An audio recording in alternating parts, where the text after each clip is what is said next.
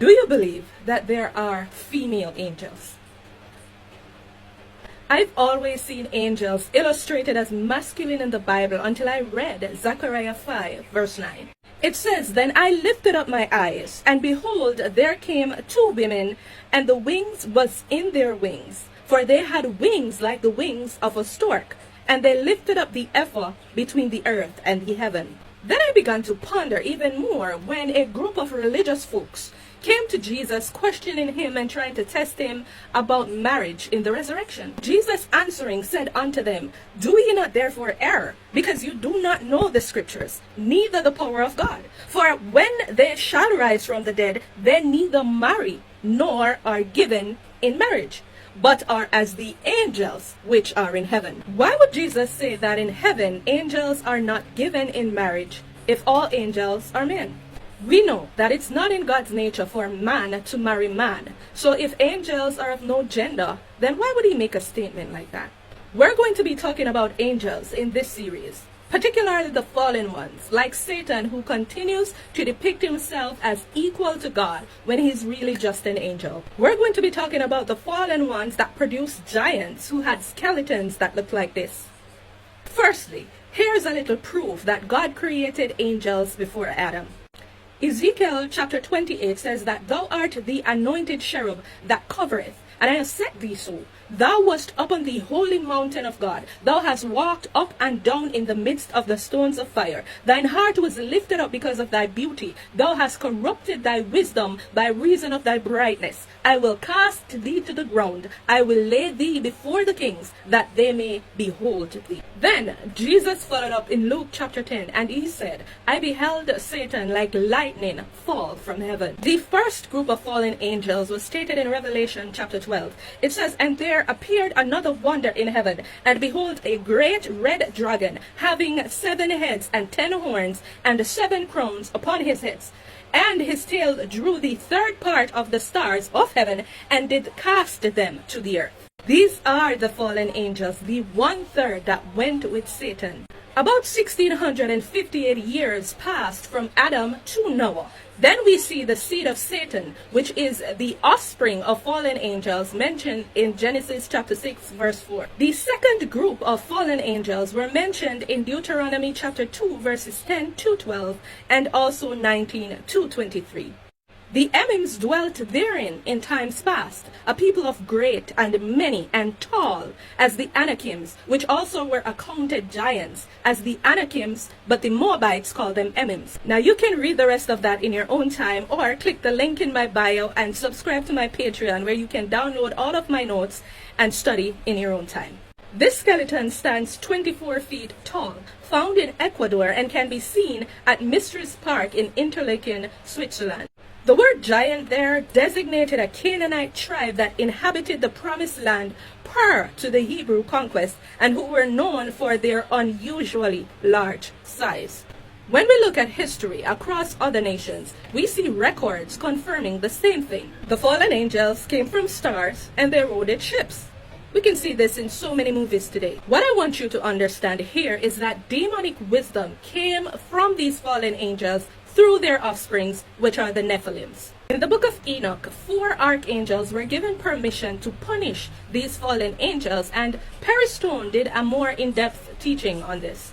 Fallen angels had names like Hercules, Neptune, Jupiter, etc., and these names later became known as Greek gods. Now the second group of fallen angels was mentioned in Jude chapter 6. It says, the angels which kept not their first estate, but left their own habitation, he hath reserved in everlasting chains under darkness, unto the judgment of the great day. Those fallen angels which came down and mated with women are now in Tartarus. Tartarus is the lowest of the lowest chamber in the heart of the earth, where the wickedest spirits are kept. In Ephesians 6 verse 12, it says that we wrestle not against flesh and blood, but against principalities and powers, and you know the rest. So the first group of fallen angels that came with Satan are now principalities, powers, spiritual wickedness in high places, and you know the rest. After the flood, we still see giants. The Israelites were still dealing with them when they went to take the promised land and came back with a bad report. Numbers 13 verse 33 says, and there we saw the giants, the sons of Anak, which come of the giants, and we were in our own sight as grasshoppers, and so we were in their sight. This giant footprint was found in Africa, and we have to remember that the children of Israel originated from that area. We also have biblical proof that giants were killed by men of God back in the day. The 2 Samuel 21 verse 22 says, "These four were born to the giant in Gath, and fell by the hand of David, and by the hand of his servant." After the flood, angels came down on Mount Hermon and populated the earth again. Where do evil spirits come from? There are 4 theories. Number 1, the pre-academic race. Well, there's no evidence to support that. Number 2, the fallen angels. No, they're bound into Taurus.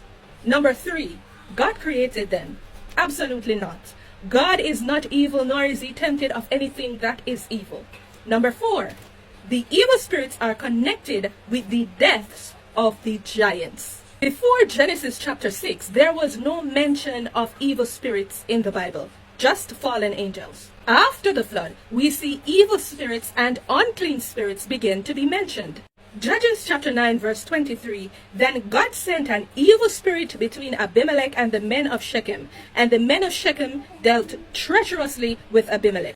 In the book of Enoch chapter 15, it says, "But now the giants who were born from the union of the spirits and the flesh shall be called evil spirits upon the earth, because their dwelling shall be upon the earth and inside the earth." These giants were killed by the flood. Then the spirits that left their body became evil spirits. In Job 26 verse 5, it says, "Dead things are formed from under the waters, and the inhabitants thereof." Now, that means that dead spirits are resting under the waters of the sea. No wonder why CERN wants to use their technology to summon those spirits back. My goal is to help you to understand that the giants, the Nephilims, are still here, and I hope to bring that out even more as I continue this series. What were the biblical giants like? Well, they had several rows of teeth, apparently. Like their mouth is big like back pocket or full of teeth like zip. Sorry. They were alleged to eat as many as 1,000 oxen, horses, and camels each day, according to the Midrash. But when they ran out, they turned on men and at the inhabitants of the earth, men, women, children, and infants. Tradition states that the Nephilim had phenomenal psychic abilities. They performed levitation, mind control, and remote viewing. They also had the power to pronounce and remove curses, as well as diseases, and were able to predict the future. They were highly intelligent beings, educated in areas of architecture, science, engineering, medical, and more. These skills, combined with their powers and intelligence, were used to build megalithic structures throughout the world, such as the pyramid.